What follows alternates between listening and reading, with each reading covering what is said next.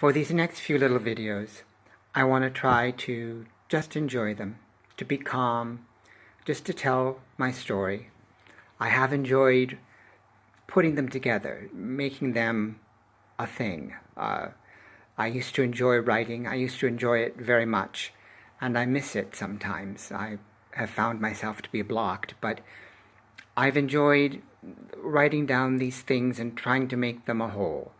And I want to finish up here with talking about some of the racial things that I've done, little things that weren't particularly nice, just because that's been a theme.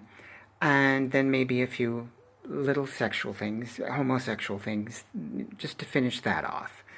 And like I say, I'm going to try to be calm and try just to enjoy these. One of the things that I have enjoyed in recent years is getting this phone and getting on Pinterest, which is something that I haven't, because it's a technical thing to me, I haven't quite mastered it yet. I haven't quite figured out how it works. But one of the things, I put in entertainment as one of my things when I set it up. So they started sending me things, and then there were a lot of young, muscular, handsome male stars that are shirtless, or just in shorts, which is even better. And I like to look at those, and there seems to be a lot of them, especially with these, is it Marvel Universe? I think it is, and they must know, I mean, they're the ones posing, so they must not be upset. They must know that they're going to be ogled, so I ogle. I don't do anything untoward. And that, from them, it has led to, like, models, modeling underwear, to bathing suits, to track suits, to whatever. And Shawn Mendes. This is my second time with Pinterest. I know I've heard Shawn Mendes sing.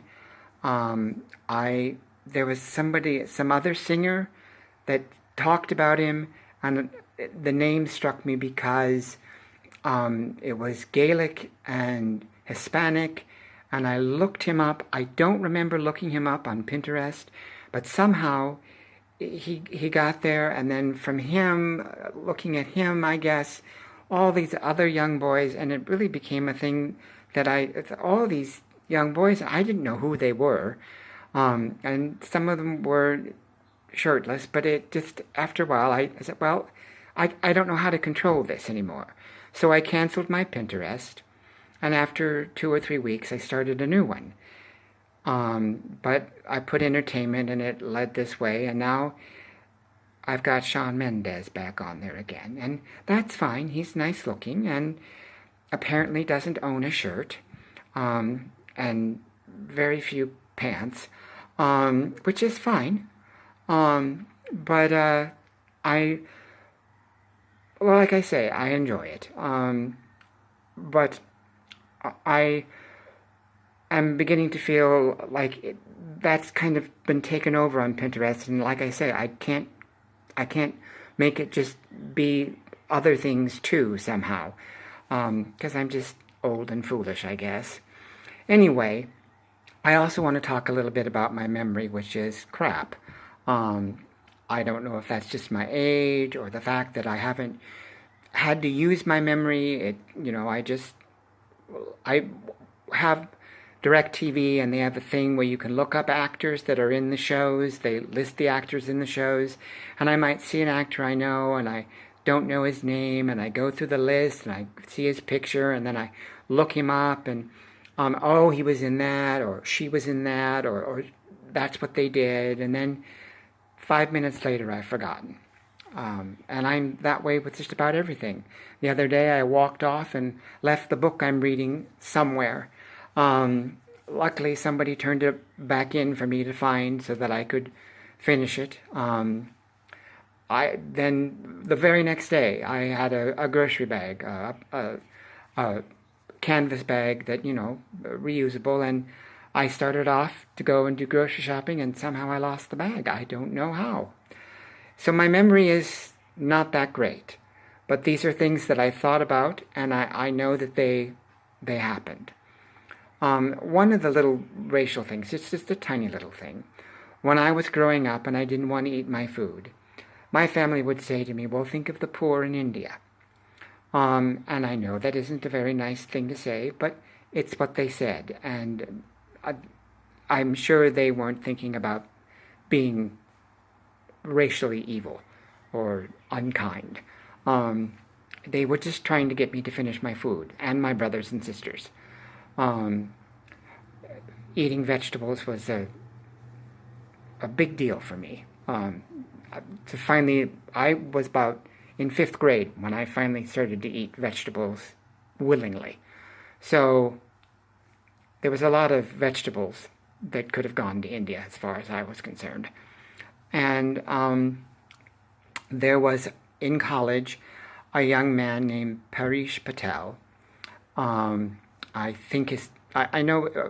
remember Parish. Maybe that's not quite how you pronounced it. I'm pretty sure it was Patel. I know it was Patel. Patel is a very common name, I was told. He told me. And he was an American. He was born here. And I don't know what, we were out at some silly restaurant and somebody wasn't finishing their food, and I said, well, think of the poor in India. And I said it right in front of him. And he called me on it. And I wasn't upset or anything like that. It was like, it's just, I'm not, I didn't even comprehend why he was calling me on it. I was that out of touch. So there was that. And I don't think I ever apologized to him. And I said it. In fact, I said it a couple of times to him just to annoy him. We were kind of friends. Not good friends, but kind of. And then there was a time in Chicago where I said a racial word to an African-American woman. Now, this word was taught to me by my grandmother. She was talking about the Saturday night shows, and she said that this referred to African Americans with this word, and I'd never heard of the word. And I said, what is that? What are you talking about? And she explained to me what it was, and I was, and I tried to make her understand, you shouldn't say things like that. But she was, she wasn't far from, just like 3-4 years from death at that point, and she wasn't going to change, and she couldn't hear me. But anyway, I'm not going to say the word, like I said. But what happened was, I'd just been to the dentist in Evanston, Illinois, and I was walking towards the L, and I came to a crosswalk, and there was no light. It was a 4-way stop, and there was a car approaching, so I stopped. The car came and stopped. So then I started to cross, and the woman that was driving was African American, and she started to drive after I started into the crosswalk. So I stopped, she stopped. So then I started again, because I thought it was my turn, and then she started again. And so I stopped and moved back, and then she waved me forward, and I waited a second, waved her forward, and then nothing happened, and then I moved, and then she drove, and she almost hit me. And this racial slur that I had heard, it must have been 15, 16 years before, and never used, came out of me. And not loud. She did not hear me. I voiced it. It didn't come out loud. She couldn't have heard. She was in her car anyway. And there was nothing on her part. It was just a stupid thing. She was embarrassed about it and upset, that she had done this, and moved towards me. I don't know what was going on in her head, but she didn't mean, she wasn't being icky. It was just a stupid thing that happened, and this horrible word came out of my mouth. And I told friends, because I was very upset that thing had come out of my mouth. I know that this is a racial slur. I saw a list somewhere, I don't know if before, certainly after my grandmother told it the word, but I don't know if it was before this incident or after. But I don't hear this word very often, so I'm not going to say it. But that's something that I did that I was ashamed of. There was also a time I had a good friend, Helene. I lived with Mohammed. It was his house, and he had a girlfriend, and they were continually talking about they Jewed somebody down. They Jewed somebody down about this. And I didn't say anything. Um, I didn't, didn't think that much of it. And then I had a good friend, Helene, and she was Jewish, and I don't know what we were talking about. Oh, I bought a bag to carry things in, and I told her that, and I bargained with the guy. It was I don't know, it wasn't right at a store. He came in selling it or something, and to where I was working, and I said I Jewed him down, and I was just appalled that I had said that to her, and so I wrote her a note, and I apologized in the note, and she was so hurt when I said it.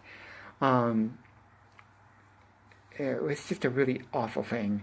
But she accepted my apology, and I went home and I confronted Mohammed and his girlfriend Julie, and they wouldn't back up. They didn't like Jews. I was totally shocked. Of course, he was Muslim, so maybe, and he went on about Israel. But I hadn't talked about that kind of thing with them, so I didn't know.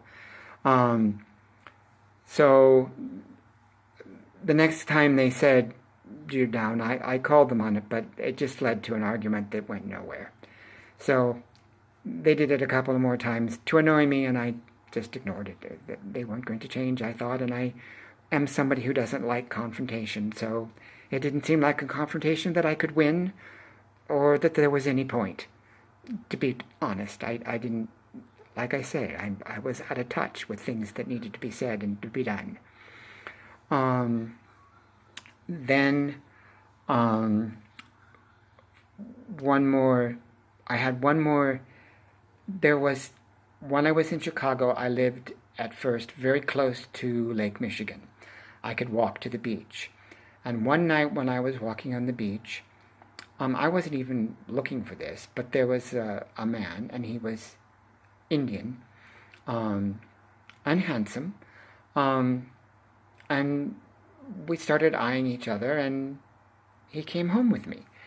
And sex was nice, and it was a nice time, and he stayed for about 2 hours, and he was handsome, younger than me. I don't know how old he was, actually.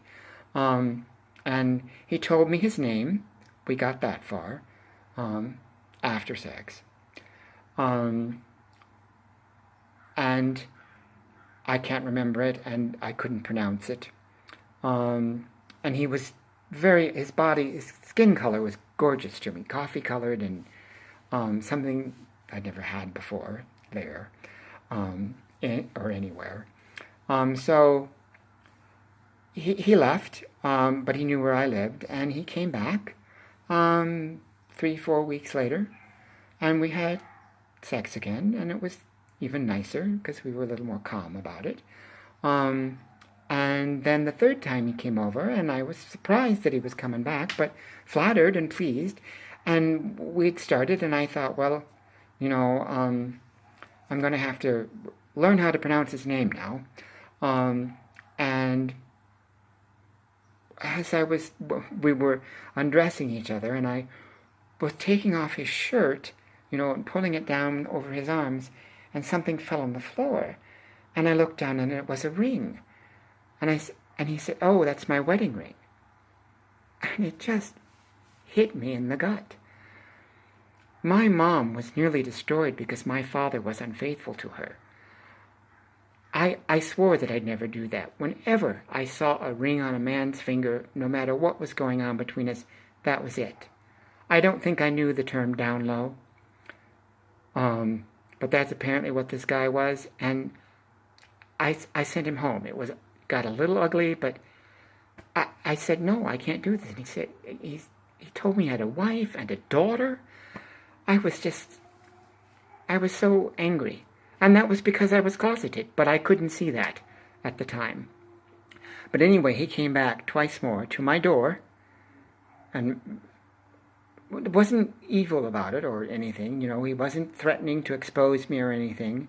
Of course, he didn't want to be exposed either. So, but I wouldn't let him in. And I told him that if he came back again, I'd follow him home and we could talk to his wife about it. Because I said, well, if she approves, then we can do this. And I never saw him again after that. But I was, you know, that happened because I was closeted, you know. And it looked like it was going to be something nice, you know. But he was out there on the beach without his ring on. Oh, well. And then a little cultural thing. I don't think that I'm kind of a touchy-feely guy. I like to hug. But listening to the things that Joe Biden did, you know, and they're not mean things, and we all know that he wasn't being a sexual predator, and I certainly wasn't, but I was huggy, and maybe I hugged, I don't remember doing that, but I do remember a time when I slapped a woman's ass. You know, I'm gay. I don't know why I did it. I saw it in movies. And when I was a young boy, my father had a secretary whose ass he slapped frequently. And she finally called my mother and asked my mother to take care of it because she and my mother were friendly. So mother talked to dad about it, and dad couldn't understand. And it's in movies. You see guys do it in movies. And sometimes the women like it. So I saw that. I like the racial slur. It wasn't a sexual thing. This woman was talking to me. She was going to be a stage manager for a production, and she really wanted me to try out. We'd worked in a production together, and she wanted me to be in this production that was coming up. And I didn't want to do it, and I don't know, there was a little back and forth, and it was friendly. And she turned around, and I said something stupid, and I slapped her ass. And she called me on, she was upset, and I was surprised she was upset because I'd seen this in movies, and like I said, it just happened. I don't know why I did it. But she talked to me about it a couple of days later and said how offended she was. And when she talked to me about it and explained it to me, if somebody had done that to my mother or to my sister, I would have been terribly offended, terribly upset. So, but I did it. I was stupid. I don't know why I did it.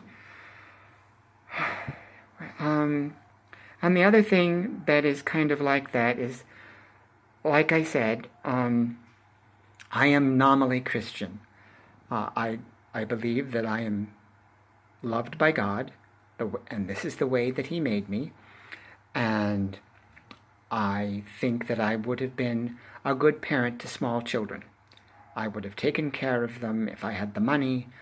I don't know that I would have been a good parent once they got to talking and talking back and having opinions. And actually, when they become mouthy, my fall to background disciplinary thing is to rip their left leg off and beat them over the head with it. That seems to stop them, and generally after that they bleed to death, which would take care of, having to pay college tuition and all the crayons and bicycles and tricycles and cars and clothes and food that they would take up over the next 18, 19 years. So probably just as well that I wasn't a parent. Anyway, that's enough for this first one. Let me look at it and see how it is.